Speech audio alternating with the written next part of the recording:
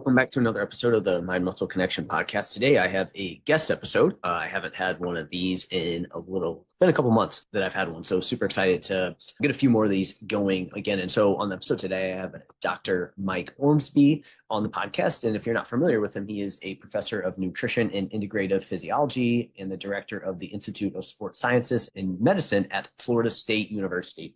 So brings a ton of knowledge, especially around body comp performance. And what we discussed was a little bit of his background, but then the main kind of topic we discussed was around pre-sleep nutrition, as he's really done a ton of research in that area over the last 20 plus years. And so we talk about what is important, what's not, maybe some things that are overblown, and also where things are going to continue to go with this area of research. So we talk about that. We also really do a ton of deep dive into protein, timing of it, overall intake. We also talk about collagen specifically as well too, and some benefits of that because he's also done some research around that. And then we finish up with his training and nutrition and what that looks like for him specifically. So a ton of great information here. Dr. Mike Ormsbee is super knowledgeable and was fun to chat with him. Would love to get him on again in the future. So I hope you guys enjoy this episode with him.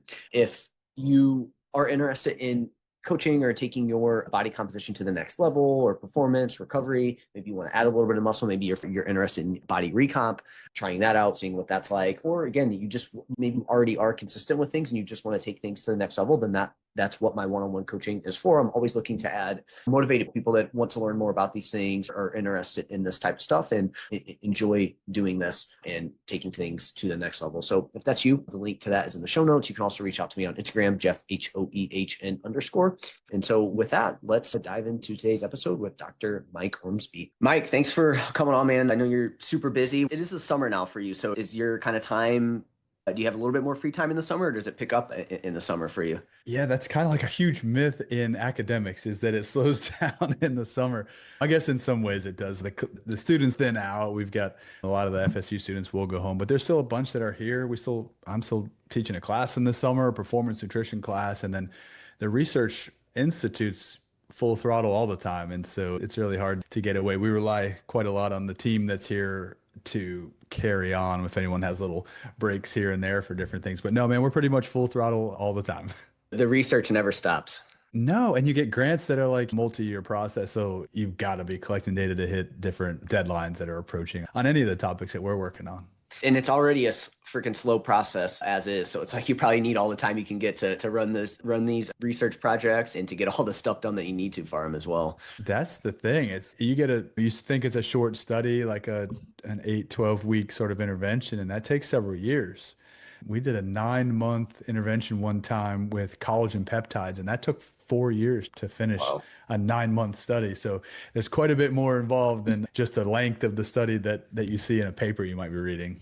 People probably get sick of me saying this, but every time I have somebody on that does research, I'm like, I'm amazed at how much time and has to go into it. And because again, you just read research papers and like before you kind of get into it and learn about what goes into it, you just think it's a super simple process. And then you get into it and you're like, man, this is freaking crazy how much stuff goes into it to get this done. So I really appreciate what you guys do because it is a lot of work and yeah, it's crazy what goes into it. Yeah. And you get this really interesting dichotomy with like general public doing research on a topic versus a research scientist actually doing the research. So yeah, I don't want to belittle it at all. People need to do their own research and look into things, but it's different to find papers that exist and read them versus design, get funding for, carry them out, write up the data, publish it, and then present those data. The dissemination of the research takes forever as well. So you got to be a bit patient, I think, to stay for the long haul in a field like this. Yep, absolutely.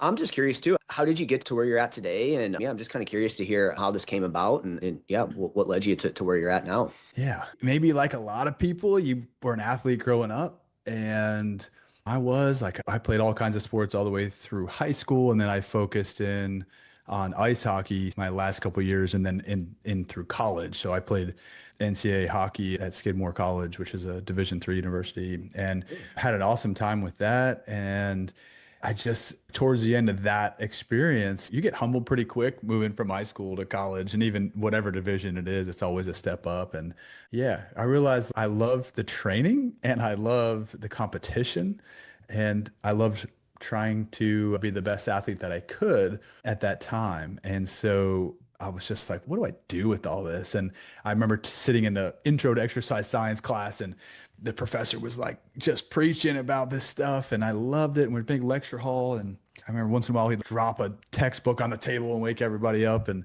we were getting into it. I just remembered like when he was talking, I was focused. And when I was out of class, maybe like a lot of others, I was reading the stuff on my own, even if there wasn't a project or a due date or something you had to have as a deliverable. And I just recognized this is something that I'm just passionate about for sure, but also just love. And it started pretty selfish, honestly. I wanted to get bigger, faster, stronger. And then you get more altruistic with your motives as you keep going and figure out, okay, how can I design this to answer a question that a lot of people have? And so that's been like the crux of it is I want to do good work. I want to be able to translate that work, but I want to be able to apply it to people in the real world for everyday performance and not just a lot of the work we do is with the elite. There's people in that space that just talk to elite athletes. But while we do that work, we can hang in that bucket. I like being able to help the everyday person to maybe not train like an athlete, but have access to the elite science to help their performance in their everyday life. So that to me is a really big win. And that sort of all came together. And I saw a position came up at Florida State. This was back in 2010. So now I've been here going on 17 years, which is incredible. Wrapping up 16 years right now, starting year 17.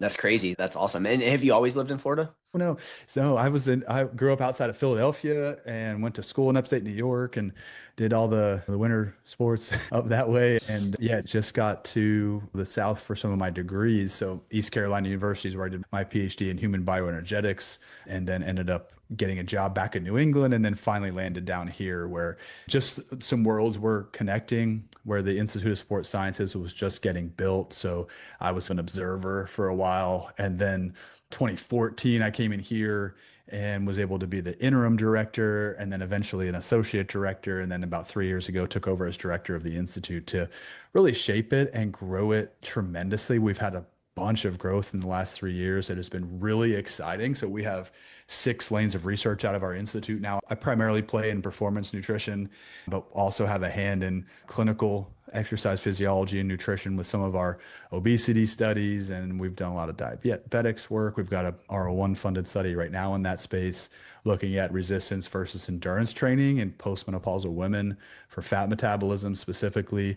And we also do a lot with athletes. So that's our sports science lane. So we've got performance nutrition, sports science lane. We've also has our clinical nutrition. We have immunology now. We hired a young faculty member that runs that side of it for us, sports psychology, and then orthopedics and sports medicine. So really the full gamut of what's possible. And it's great because we have people who come to us now after being around for so long that say, we need to do good work. Where should we go? And fortunately for us, we're usually top of mind. So you'll get athletes that come on board and want to just you kind of help them with some of their training, stuff like that, or is that, or just to kind of get some consulting or? Not exactly. So the primary where the Institute functions is research. And so our connection for our sports science lane is our director of that space actually works in athletics. And so what we do is we've got access to athletes to answer questions from anything that they have collected regularly from their athletic training staff, their sports medicine staff, strength and conditioning staff, sports nutrition staff. And so Florida State University has been a great space to actually work between academics and athletics, which is a real challenge, believe it or not, at a lot of different places where despite experts being right there on campus, sometimes the athletics doesn't tap into that lane as much as we would like to do. But here it's full go. We just have meetings with them as soon as we have ideas pop up and we approach them. And the way we flip it, Jeff, is to say, if you're a coach, instead of me saying, I want to do this and this, like, that doesn't really matter. What do you care about as the coach? Because you're not going to approve this on your athletes if you don't buy into it. So I'll be like, what questions do you have that you want to answer? And that little flip in mindset's been a game changer where, getting buy-in from the people who make the decisions is absolutely critical. Communication in general is critical in science now, but to get these things started with the coaching staff, you got to speak their language and they have to understand why they would have their athlete do anything with us. So that's always a challenge, but something that we love to do over here. Yeah, that's awesome. I know you mentioned too hockey. I didn't realize you play hockey. Do you still play it now, or is that something I wish I did. There is no ice in Tallahassee, unfortunately. Now, Florida has some really good teams usually, and the Stanley Cup is on now, but this particular city doesn't have any ice. We actually have a club team that I'm not involved with, but they do travel for everything because they've got to go to Jacksonville or up to Georgia or wherever to go play their games. Have you ever played roller hockey before? Yeah, but I'm not as good at it. Like I Okay. was better having a blade to press No, on. So yeah. I these days I rollerblade with my daughters and get Okay. some time at the local skating rink with those guys. It is. So I play hockey, but I do more roller hockey, and so I just grew up being a better rollerblade, and so it definitely is different though when you go because I played ice too, but it's a lot different to get that down. You think it'd be the same, but like you said, stopping's different, and the puck kind of feels Yeah, different as well too. it all feels different. I can hang, but I was much better at Yeah, ice. cool, man. Yeah, that's awesome. Love hearing your background and kind of how you got to where you're at today. And I know one of the things that you've done a lot of research on is pre-sleep nutrition. So I'd love to kind of dive into that and some things that you found there because this is something that you kind of hear both sides, right? You hear, hey, you definitely don't want to eat. It's going to mess up your circadian rhythm. Or again, and then you also hear the other side where it's like, hey, it's totally fine there. And so again, someone that's done a lot of research in this area, I'd love to kind of hear maybe what are some common myths that you've heard around this specific topic? Yeah, this is a huge topic because if you any social media that you turn to now, you will see someone telling you one of the other extremes. Do not eat, or definitely do eat, or it's just total calories that matters, or it's just timing that matters for weight management or body comp management or what have you. But our story began early on. It was one of the first studies I ever ran independently was a pre-sleep feeding study. And it started because we just were looking around the room and seeing in real life people who were physically active or athletes, either one, just highly physically active people. I just observed that they were eating late at night. And then just myself going through all the experience we just talked about with athletics, I was always eating at night. And I didn't ever think it was a problem, but that sort of coincided with the Biggest Loser television show that was on back then. And we saw some of the personal trainers on those shows telling people do not eat after a certain time. You were having cutoffs. And so the very first one we ran, I was like, what are we doing? They're saying stop. I see it. And they're the most shredded people I've ever seen, even some bodybuilders and figure competitors that were not only eating before bed, but purposefully waking up in the middle of the night to have another protein shake or another feeding because of their specific goals. And so it just didn't make sense to me that there was these big differences in how people responded to it and what it looked like. And then we started looking at the research. It was like, what exists? Let's find out what's happening. There was nothing. There were studies. I shouldn't say there was nothing in that specific lane of physically active people eating before bed and what that did, especially with protein dominant foods. So we started looking at it, man. It was like huge mixed meals, like a regular, basically like a Thanksgiving dinner right before bed. And that's a totally different thing than what I was observing people eating just on my own. It was usually some scrambled eggs or some cottage cheese or some yogurt or a protein shake, something that was small and protein dominant. And so we designed our first couple of studies that way, really easy to see what was happening when you feed these different types of foods before bed, what happened to metabolism. So we'd give you a shake, let's say. A lot of our early stuff was with protein shakes, a casein shake, a whey shake, for example, or a carbohydrate placebo or a non-caloric placebo. And we'd send you home to drink the shake. You come back in the morning and we simply measure your resting metabolic rate. And we wanted to see if what was happening. Did it increase? Did it decrease? Did it not matter? And in almost all of the studies that we ran in that particular lane, there was either no difference from having a shake or not, or a slight improvement from having a protein dominant food, in this case, a protein shake, right before bed. And it's super low calories, man. It's 150 to 180 calories. We are typically giving 30 grams, and now it's even higher, 40 grams is pretty standard before bed now. And so for our outcomes in a whole bunch of studies, we just saw time and time again that it just didn't matter. It didn't do any negative. It had no harm, but it might be beneficial for metabolism, for morning satiation. One of our initial 4-week studies showed some improvements, although not statistically significant, but things going the right direction for body composition in that short amount of time. So we were trying to pair all this together, and there was even some other data that we found that was like pretty obscure, but it was giving people cereal and milk before bed. And so, Jeff, that came back to if you were eating dinner and you were told you could have a snack later, in this case, it was a cereal snack in the study, you actually ate less at dinner and therefore less in the total day. If you were told you had to stop eating at that meal, you actually ate more at that dinner feeding, and that compensated for the calories you were going to get later. So over and above the extra 150 calories you were going to get later. And so it ended up being more total calories in the day when you were not allowed a pre-sleep feeding snack, in this case, a cereal snack. That was in 2004. And so we pieced all these things together in those initial days in the applied outcomes, and simultaneously data from overseas was coming in on muscle physiology and specifically muscle protein synthesis and the growth of muscle.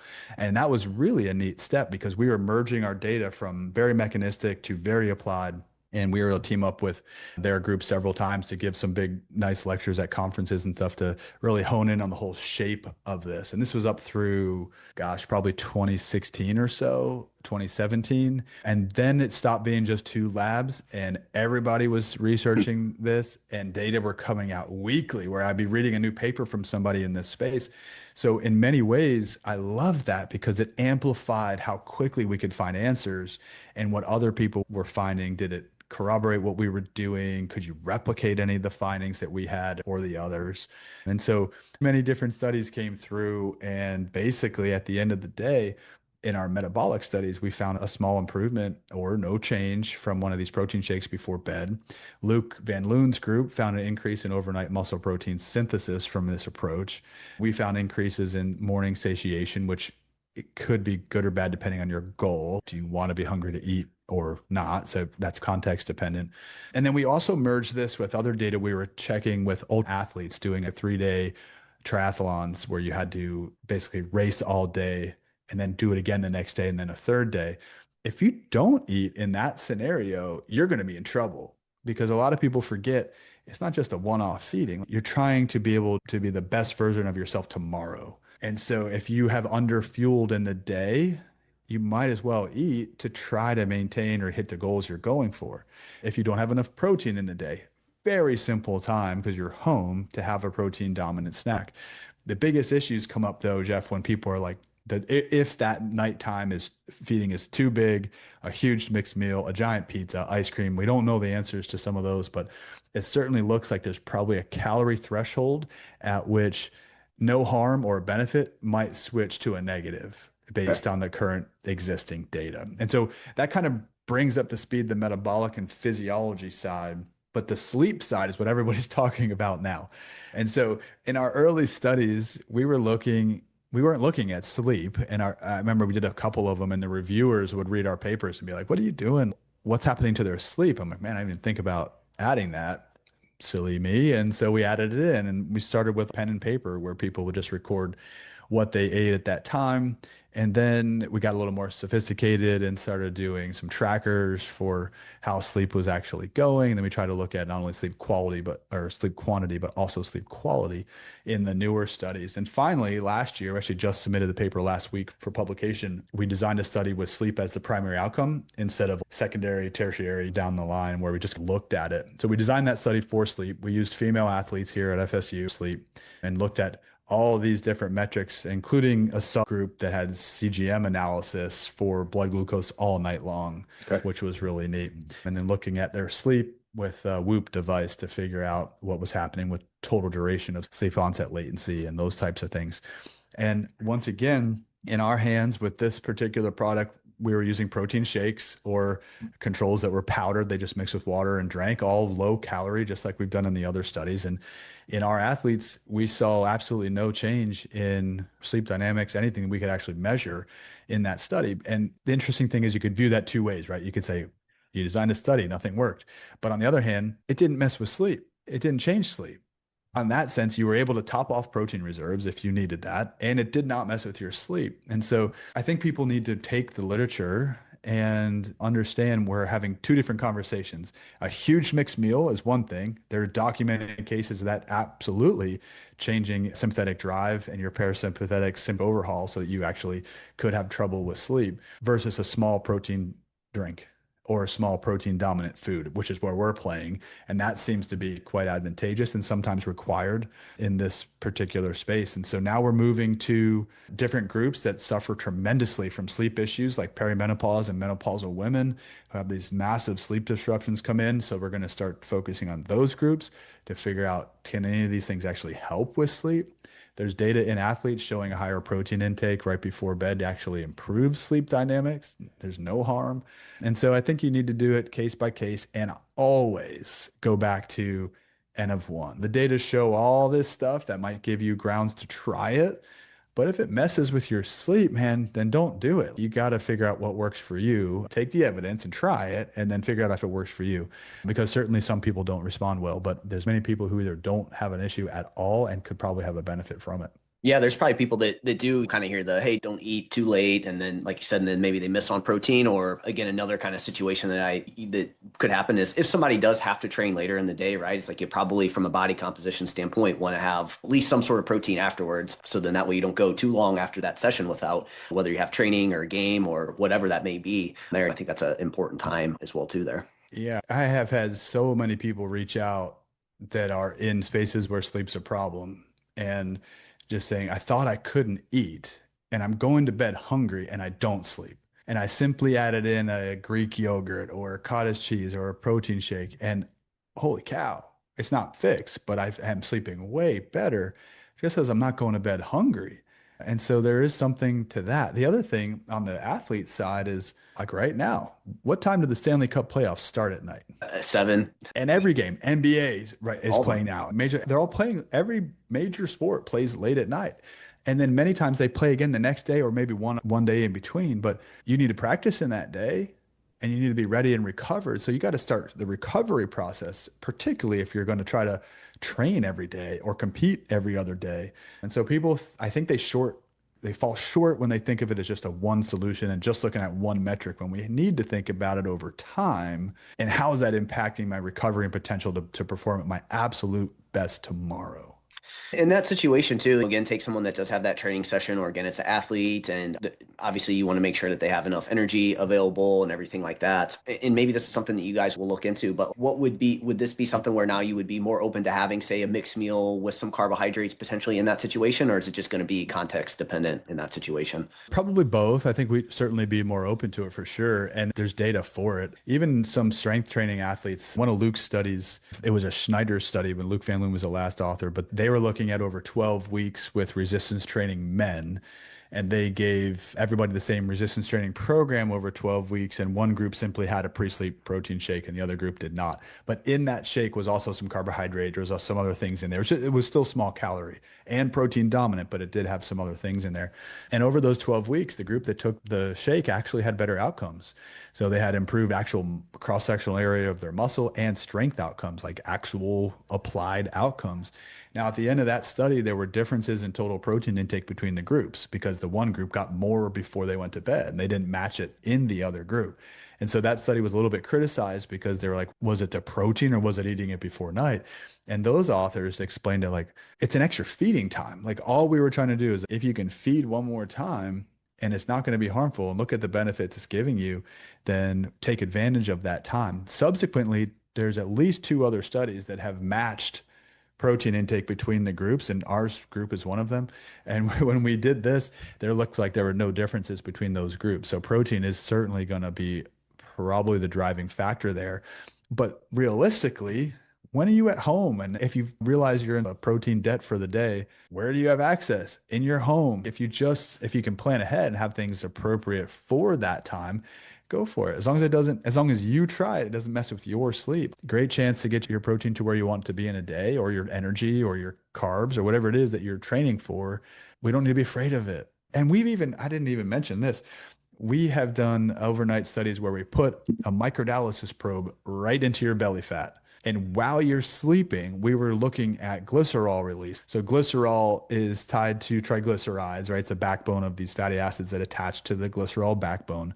And when that lipolysis occurs and the fat comes out of the fat cell, it's picked up as fatty acids and glycerol. And so we have a probe right there. And as soon as its lipolysis occurs, we can capture the glycerol and then measure that and figure out, is it going up like more lipolysis, or is it going down? And in our studies, we saw, again, absolutely no difference between having a 0-calorie placebo or a protein dominant casein shake. And so in that case, again, people don't need to worry about adding fat with this approach because it was no difference in the lipolytic response or the oxidation of fat when we measured that. Yeah, so it sounds when it looks at pre-sleep again, like we pre-sleep nutrition, it's not black or white. Basically, from a protein perspective, it seems like that is definitely a hey, if it's a way to help you get more protein at night, more protein in general, you have some exercise at night. It's like, hey, go and do that. There's definitely benefit to obviously hitting your overall protein intake. There could even be some benefit the next day as well too, where it seems like now the interesting piece is going to be like you said, more is there a calorie threshold? What does the mixed meal kind of situation look like? That's probably where you based on what you said, just need a little bit more answers on what that may look like specifically there, right? Is that kind Yeah, of where you, I think there's probably three areas that this is going to can carry on with. You think after 16 years we'd know the answers, but you just get more questions yeah. as you carry on. And I want to know. I would be happy if we could design and test a hypothesis that shows us that maybe it's not great. But I haven't found that yet with the strategy we're using, these protein dominant snacks. So there's that. I think we need to know the calorie threshold. Once we so there's a study that gave 544 calories in the late evening, and that metabolic response to that food was looked at in the morning, the afternoon, or the evening, and it's way worse in the evening. So clearly, large calorie loads, mixed meal late at night may be problematic. We're now 100, 150, 200 calories of a protein food, either no difference or a benefit. And so we need to see a 200 versus a 400 versus a 600 calorie load.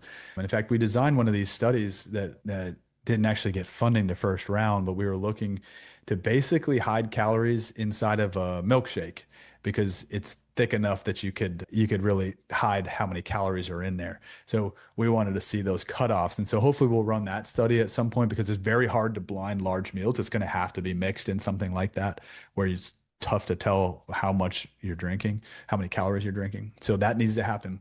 The other thing I really want to look at is the quality of the foods taken before bed.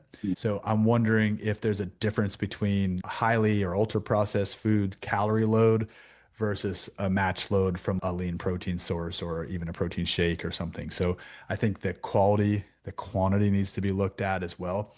And the last area that we're actually moving into right now, we just got some funding for from the Department of Defense, was to look at these pre-sleep proteins that have other sleep ingredients Mm. included in there. So do you remember how pre-workouts began? It was basically caffeine forever. You had a coffee and then it like they started adding things to it and all of a sudden you're drinking like this whole cocktail of things before your workout. The pre-sleep feeding space is basically going the same way, where it was nothing, and then it became protein in this athletics sort of space, and now it's protein plus other things. Oh, So wow. all of the sleep ingredients are being added to these things. They're already for sale on the market. We are going to be testing some of that stuff coming up to see if those additives help in the overall sleep context, because it's just critical. If sleep impacts every Right. single physiological system. So getting that dialed in is going to be really good. And again, I think it's important to distinguish for people too that there's two different things that you can look at. Like you said, there's like the metabolism response to it, but then also the sleep, right? I think again, people just lump it all together. And again, you could argue that if you don't get good sleep, like you were just mentioning there, that could obviously impact metabolism down the line as well too, and right. So they're probably indirectly related. But I do think it's important to distinguish the difference between, hey, was it helping with sleep, and then what is the body composition change? Because those are again two different things. Like we said, they're probably related, but they are slightly different there as well too. And I guess I wonder how this would play a difference in terms of somebody's metabolic health coming into the situation, right? And maybe even body fat levels and again, overall activity. Because I just wonder too if that would be something that obviously would play a role in this, right? You take someone that was super active, they move a ton, they're already in that lower energy availability state. I could see where that would be different than someone who is maybe they don't have the greatest metabolic health and maybe their body fat percentage is a little bit higher, right? I would imagine those two people are probably going to have different responses to this as well too in terms of pre-sleep nutrition. Totally possible. And we've studied both groups, obese individuals, people suffering from obesity in many ways, young people, older individuals. And when we give this strategy, almost every time those individuals also don't have enough daily protein intake to hit optimal sort of ranges. And so when we do these studies, one of the ones I described, the microdialysis study, our first one was in young obese men in the pre-diabetic range. And they all had this benefit or no change in fat metabolism despite that, but they also had the benefit of an increased protein bolus. Now, that study wasn't longitudinal, so we didn't carry that on over time to see where the outcomes would have led us. But certainly there's something there for groups that might be already metabolically disadvantaged. The second example would be even earlier on, we gave a one night feeding to women who were overweight or obese. And in that case, similar improvements in resting metabolic rate and things the next morning, but problematically, glucose and insulin were up the next morning. So that wasn't a great result. And we said, all right, let's see what's going on. And that's as a carry on, we took those same women and put them then through a 4 week only resistance training protocol where they were just lifting weights twice a week. And just with the simple addition of these 2 weight training sessions per week, when we tested them at the end, every one of those metabolic issues with glucose and insulin completely was abolished. And so, in all of physiology, exercise is such a sledgehammer, and nutrition sprinkles on some of these little benefits on the top. So, in those examples, I think it's really important. But yeah, I don't know. Certainly, athletes, people, it is intuitively easier to understand why that might be beneficial. You're coming in low, you just had a game, you got to recover. Okay, fine.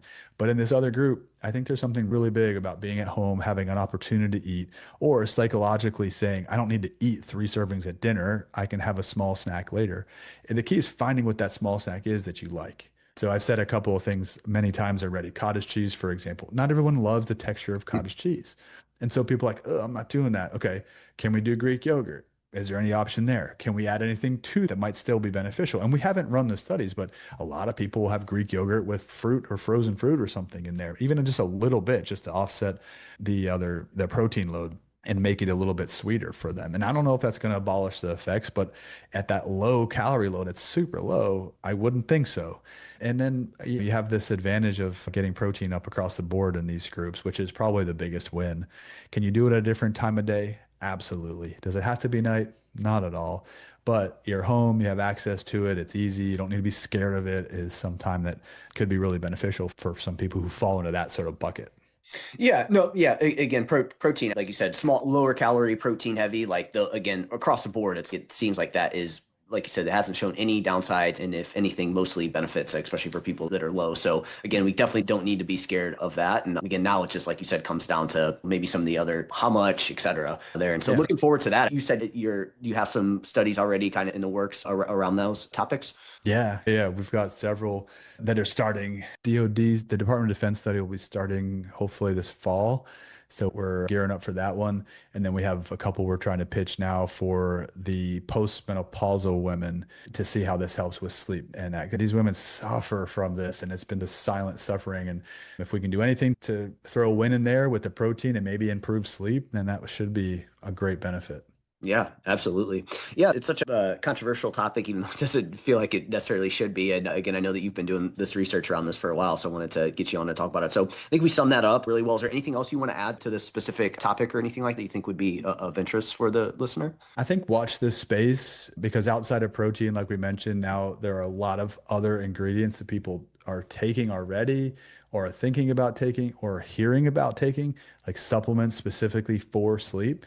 And so that gets to things like melatonin, which probably a lot of people have heard about, or tart cherry juice, or magnesium, or any number of these things that are out there on the market. So just keep an eye on the space. I'll say there's some data on all those things that show some small improvements here and there, but I don't know that anything's moving the needle so far that it's just a win for everybody. And there's still so much to lifestyle, and particularly sleep and like routines and how you structure your sleep environment and things that probably will outweigh this nutritional aspect, but the combination is probably strong. It is interesting. I never even thought about somebody putting like protein in like a sleep supplement and combining the two. But again, I feel like with the supplement industry, you'll find people will find ways to make that work. And it seems like protein's kind of added to everything now. So it makes sense. Yep. There's several companies that make them and sell now that are specifically nighttime sleep proteins.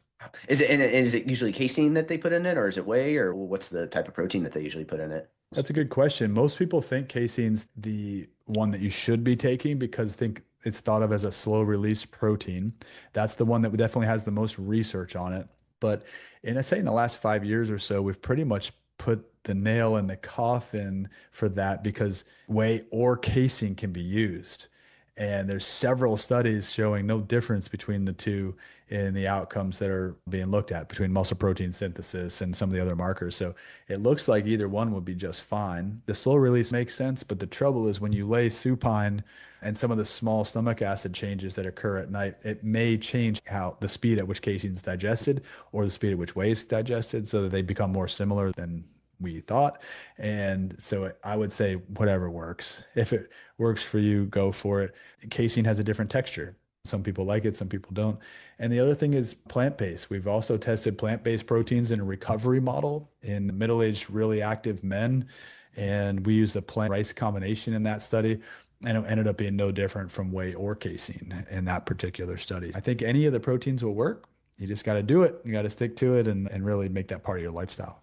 Yeah, because I feel like this was probably, man, 15, maybe like late, early 20, like 20s, like 2009, 2008, that kind of time frame. It was like, yeah, you got to get your casein, you take that at night and then way after, and that's when you need to do it and stuff. It's funny to see that, get some research on it and see that it probably doesn't matter as much as total protein intake and stuff like that. Yeah, for sure. That that paper is from Jorn Trommelin and Luc Van Loon's group, and they did some really nice work on the muscle protein synthesis versus myofibrillar protein synthesis, and saw no differences between the two kinds. And our paper looked at all of them across the board, and again saw no difference. So a lot of people are into the plant-based protein side of things, and particularly if you're taking it in a powdered form, typically the manufacturers will add different amino acids to make them pretty similar. When it's whole foods, that's a different story, but nevertheless, you can still do it. Yeah. Now that we're on the topic of protein, and we've already basically been talking about this the whole time, what is your kind of like hierarchy when it comes to protein? What are you typically looking at when you look at protein intake for the day? I think it's absolutely critical to anchor your plate with protein at every feeding. So I look at that first and I look at what exactly is the protein I'm eating in this feeding. And it could be a snack, it could be my breakfast, luncheon, or whatever it is. And I think with that sort of mind frame, that really sets you up for success. And then I just bring in carbohydrates as much as necessary to fuel my activity and recovery. And I let fats take care of themselves in a holistic plate view of this. And then the protein side of it, we've been in this game a long time. Some of our really early research was looking at percentages of protein. Paul Arciero led all this work, but I was just helping him in those early days. And we looked at 40% protein in the diet. That was a huge change. So most people are closer to 10 to 15% in their diet. And so we looked at 40%. And we also changed some exercise routines and things. And 40% did really well in our original studies. And then we started looking at, is that too high? Did we overshoot? What happens if you just give 25%? And 25 and 40 were not different from each other in some of our outcomes of visceral fat, adipose tissue, body comp changes over time. So it looked like at least 25% was where we wanted people to be. And then we did as high as 40%. But then I started thinking about it and like, I don't love anchoring protein on a percentage. Because if you eat less calories or more calories, the total grams of protein will change dramatically. And so I will typically recommend giving grams per kg. In this country, we do pounds a lot. I usually aim high, man. I do. I would say aim for a gram per pound of ideal body weight. And then I would also say you're probably going to miss. And then you'll land right at that sort of 1.6 grams per kg per day, which is a pretty good spot to be in.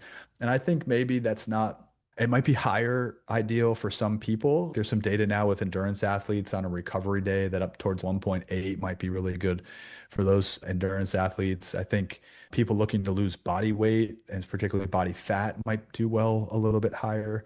But by and large, if you aim for a gram per pound, you'll probably just miss that low and you'll still be right in a really good range. And the reason we do that's on purpose. So if I tell you to hit 1.6 grams per kg, which is a little bit lower, and you miss, now you could be too low. And then you would not really pick up the benefits of it at all. And so that's why we aim high. I haven't had many people that hit that. Some of the bodybuilder folks do. They do great hitting those numbers. Some of the athletes hit the higher numbers, but right around that 1.6 grams of protein per kilogram of body mass per day is really where I want you to land, give or take a little bit. And I'm not so worried about a little up, a little low, but something in that space is fine. The confidence interval in that paper that showed 1.6 is really big. So you can actually go north and south of that quite a bit and still have a really good outcome. But there's more to eating protein than just muscle. We have to remember that all like so many of the all the enzymes and so many of our protein hormones and just different integrity and structure and these different things are all proteins. And so it's not just about muscle. Although physiologists and nutritionists in this space love to talk mostly about muscle, we have to think about it, the whole system. It can all benefit from this a little bit higher dose of protein. Yeah, I always feel like that gets lost in like when people ask about protein, right? It's kind of similar to the pre-sleep nutrition. Are you looking at it from a body comp standpoint or is it sleep? It's the same thing here. It's like you said, there's more to protein than just the muscle building side of things. Like you said, we do care about that a ton, but I do think that at least based on what I've seen, it's or in what kind of what's been going around, that number is maybe a little bit lower than what people think. And at the end of the day, the big driver of building muscle obviously is going to be the training that you do, right? And that kind of supports it. So it seems like we have a little bit of wiggle room, but like you said, there are other benefits to protein. And one of them is I don't know if you ever consider this or anything, but thermic effective food. How much are we looking at that impacting things? I know it's not massive, but I'd be curious to kind of hear what you kind of see with that in terms of like thermic effective food with protein. Yeah, I think it's pretty big. So one of the other myths that people talk about a lot is should we eat 6 meals a day or just 3 meals a day? And this has pretty much been put to rest now with the main conclusion being it doesn't really matter. You don't need 6 meals per day. Watch your calories and eat when you want to. But I will say in a study that again was led by Paul Arciero at Skidmore College, and I was helping him with this, we were looking at 3 versus 6, not just general meals, high protein meals. And we had several outcomes. One of them was thermic effective food response. And we had a better daily thermic effective food response from the 6 high protein meals than the 3 meals a day, or even 6 not high protein meals a day. In our hands, the data would show that there's an advantage to having 6 high protein meals per day in terms of thermic effective food. Is now would that be because and that's equated for total protein for the day as well too? Yeah, that's right. Yeah. Yeah. So across all of those feedings, we had to split it up into 3 versus 6, but you just get more opportunities for that little blip in MPS and probably driving some of the thermic effect of food. Again, I think it still is basically the same conclusion. People need to do what they'll stick to. If you're Yeah. not going to stick to the program, don't do it. Start a different program.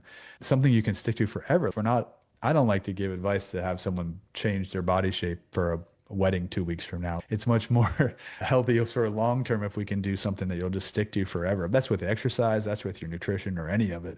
But protein is certainly one of the ones we talked about with thermic effective food. It keeps that pretty darn high, keeps you revving a bit higher. And if you're going to air high and not have a bad consequence, I would do that with protein of the macros. Like you said too, again, what can you stick with? And these things are total protein intake is probably number one in terms of importance, but these things do start to add up and they can make a big difference. Especially, I think for a lot of people, maybe not necessarily everyone, but for a lot of people, any way that we can increase our total daily energy expenditure even a little bit is probably going to be a positive in today's modern environment. So we want to try and do that there. And you kind of hit on this, but distribution of protein, is that something that you're ever concerned about? I know we just talked about, hey, if you could spread it out to 6, like that seems to be beneficial. What about from a muscle building standpoint? Do you focus on distribution in terms of what it looks like throughout the day, or how much do people need to worry about that? I don't think people generally need to worry about that. I think that my main lever is going to be total daily protein intake. However, from our data, the paper I just described, that's convinced me that eating in a fashion that's more frequent, smaller feedings has worked great. And the data supported from our thermal effective food study, but in real life, in practice, you can see a lot of, not all, but a lot of people like bodybuilders, for example, that take advantage of many frequent higher protein feedings to try to get muscle protein synthesis to a place to help with muscle growth or muscle maintenance.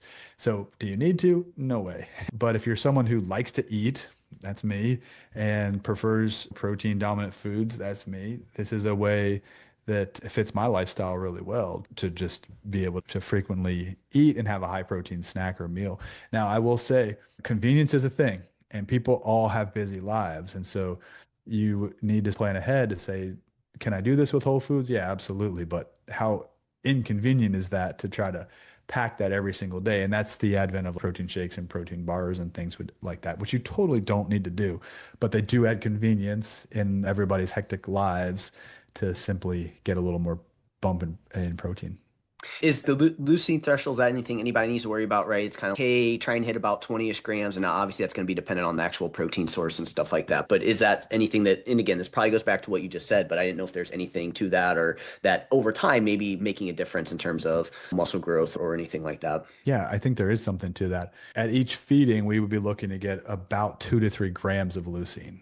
And so that is where the best response is probably, if you're going to have a good response, that's where you want it. So in your foods, which you can do now with a billion protein calculators that are online, if you just Google around or AI the thing, you'll get close and you can see what your foods have in terms of a leucine content. And so if you're just missing, then you might be in a situation where you can add either another food or even all types of multivitamins and drinks and things exist to just sip on your way to work and try to get yourself a little extra leucine into whatever your daily life is so that you're hitting about 2 to 3 grams each time you're feeding to try to have the best response. Because I would imagine that, like you said, total protein intake for the day is most important, but it's like I wonder if those things eventually can start to add up over the long term. And again, muscle is it's not easy to come by, right? So it's like anything that we can to stack our favor in that is likely beneficial there. Definitely looking at that and looking at timing of I know you also said that you did some work with collagen. What is the kind of research on collagen at the moment? I know from a muscle building standpoint, probably not the greatest, but I know there's obviously some other benefits of potentially getting at some collagen. But I'd be curious to hear what you've seen and things like that with collagen. Yeah. So collagen is another controversial one. I guess we like to tackle these controversial topics and see what happens. Collagen's been around a long time. There's data on skin health and wrinkles and elasticity of the skin and things like that have existed for a long time with pretty good evidence that there's something to it over time in terms of those outcomes. For muscle building, no, it's not a protein for that. It's essentially a terrible protein for that. And so when you compare whey to a collagen for a muscle building or strength outcome, it's not even comparable. Whey is going to be your choice every single time. Where collagen gets interesting is in the joint, tendon, ligament, sometimes pain, like joint pain area. And gosh, this was a number of years ago now, but we ran a 9-month study with a dosing either 0, 10, or 20 grams per day of collagen in middle-aged and older, lifelong active people. And so some of these people were like world champion CrossFitters, like masters level. Some of them were golfers. Some of them just did walking every day for miles and miles. People were active in all different ways in this study. And in our hands, what we found was that the collagen actually had a benefit to a specific outcome of joint pain. And this was not osteoarthritis. They couldn't have that in this study. They just had joint pain that they've been persistent, but not diagnosed as anything. And over the 9 months, we saw an improvement. People said their joint pain was improved.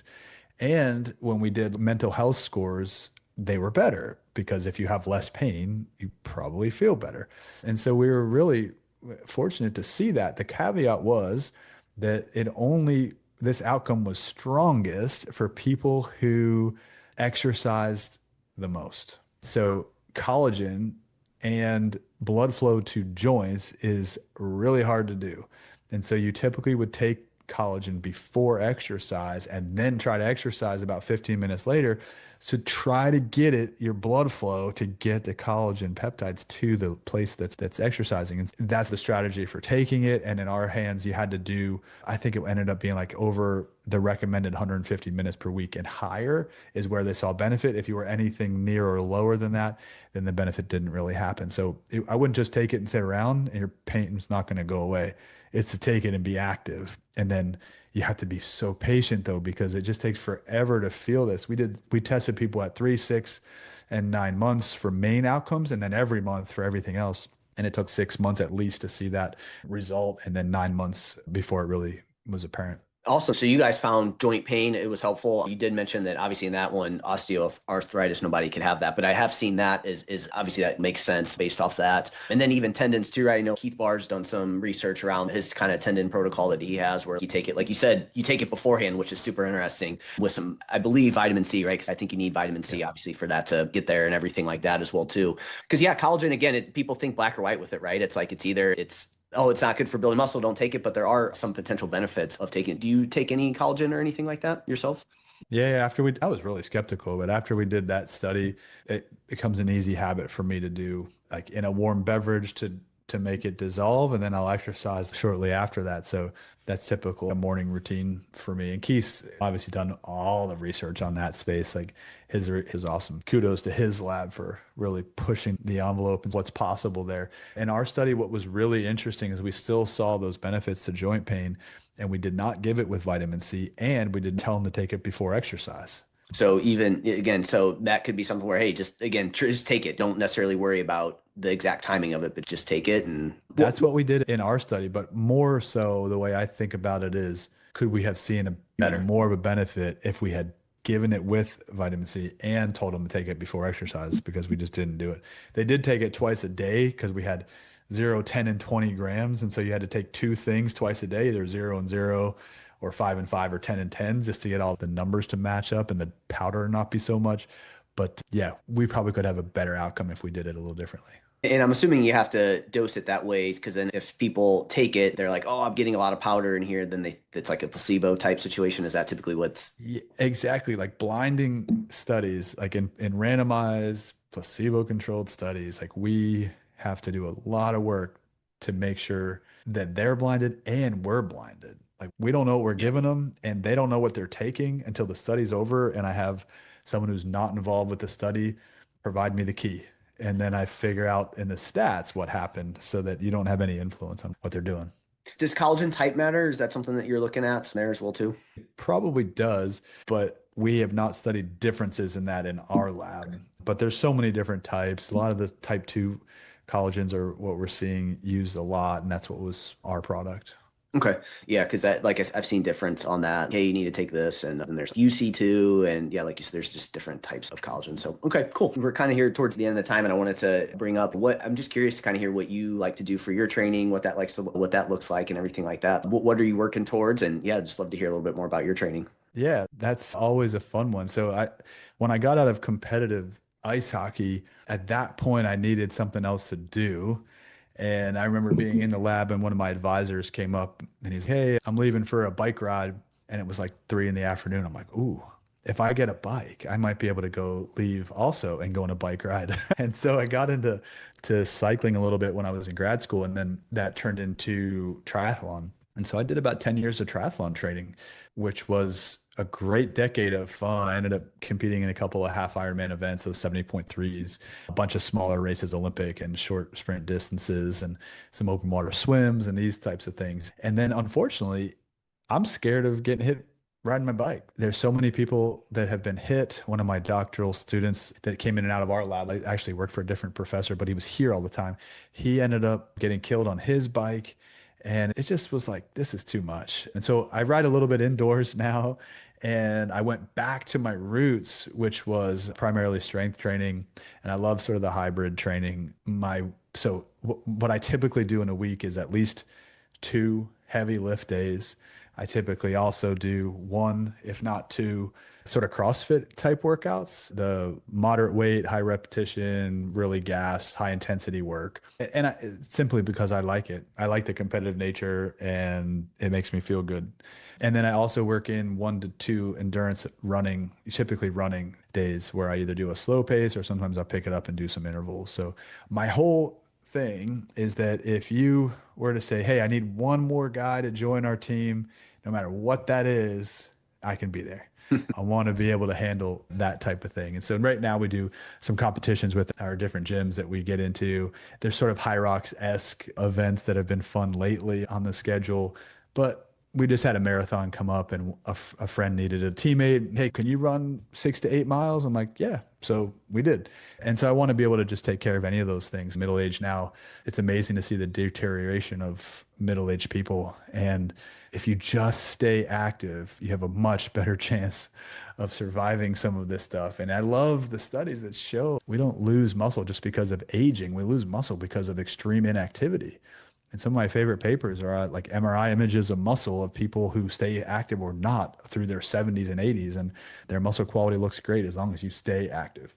Yeah, no, I agree. Whatever, like you said, staying active, whatever you enjoy to, I think is important. So it sounds like for you, it's a blend of you have your heavy strength days and then you have some CrossFit that's kind of like in between, and then you have kind of pure endurance. Yep. And so on those endurance runs, is it structured, or you just kind of, do you like to just kind of be a little bit more, okay, I just want to get these things in. I'm not trying to be like overly structured with like how I go about my runs. Are you trying to, what are you kind of basing that off of? What does that kind of look like? Yeah, that's a good question. And they're not always the same. So this morning, I needed my dog to run. So I'm like, I'm taking the dog and we're going running. He needed to get some energy out, and so did I. And so we just were able to go unstructured. I don't like to wear a watch if I don't have to, or take a phone. It's my time to get my mind. And so I really enjoy those sessions. But if you tell me, okay, we do have this marathon we're going to do as a relay, or even the whole thing or whatever it is, yeah, I'll start structuring it up and go after it. But I typically will choose at least one of or two of the endurance ones as a recovery day. That'll be slower and let me recover from the other stuff, which is so exhausting. And honestly, a lot of the days you have to give yourself grace. If I miss a day because I'm playing with my kids in the pool, or like the other day they wanted to go roller skating, I'm like, yeah, let's go roller skating. To me, there's really something important to keeping play a part of your activity and regimen. And kids just have a beautiful way of forcing that upon you.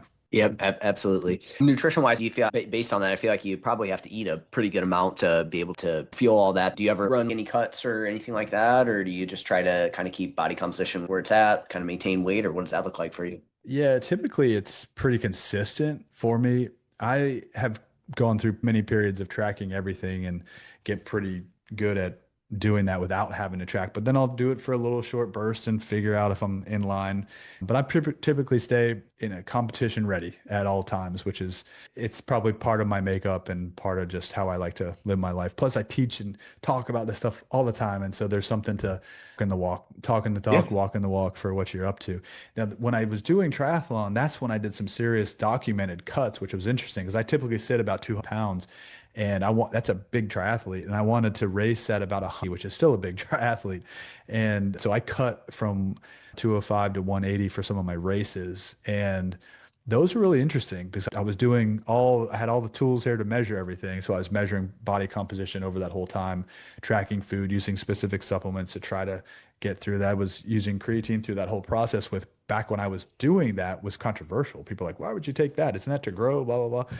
I'm like, I'm taking it for hydration and muscle maintenance. What are you talking about? But that wasn't a thing yet. And so those cuts are fun. I've actually had athletes I've worked with their nutrition for figure competitions and bodybuilding. So I'm keenly aware of some of those things. But for me personally, I don't feel good one way or the other. So I typically stay right at my sort of natural weight, and I can fluctuate a little bit either way if I need to. Yep. The cuts you had to do, was that obviously did you do that leading up to it? Did you do it like before the competition, like the training for the competition, or was it For during the that? triathlon? Yeah, when you do like when you'd have to cut 25 pounds or so. Yeah, yeah, that was through. So I gave myself plenty of lead up. So my Yeah. races were in April, and I started all this stuff in around October, and I gave myself a long lead up to get down to the 180, and I ended up racing at 181 the first year. And I've actually done it the other way. There was a race when I was trying to race. They used to have weight categories where you could race heavy, and then you would be in a different category. So you could race as a Clydesdale as a man. And I think you had to be maybe you had to be over 205 or maybe over two. And I, on my home scale, weighed in and was like just over. And then I went to pick up my race packet and got on their scale and was like half a pound light. And Uh, now I'm too heavy to race in my normal category and feel good about it. And so it totally blew up. man, you're in the no man's land on Yeah, that. yeah. That was a wrong strategy for me. I love it. Cool, Mike. Really appreciate your time, man. Ton of great information in here. Where can the audience find more about you and find out more of your stuff? Yeah, that's awesome, man. There's a home page, just mikeormsby.com is going to be available. You can see some of the ways to get a hold of me and contact for different events. We do a lot of public speaking, a lot of lectures, a lot of educational things. That's easy there. And then on social media, we try to put out all of our research out there. It's just at Mike Ormsby. And I encourage you to follow along. We've got some really cool things showing behind the scenes in the lab and all of our new research and just different things we're curious about. Cool, Mike. Like I said, man, really appreciate your time. You do a ton of great work. Can't wait to continue to see more of this research come out, especially around pre-sleep nutrition and everything else you guys are doing at Florida State. So appreciate your time, Mike, and we'll talk to you soon. Thanks, Jeff. My pleasure.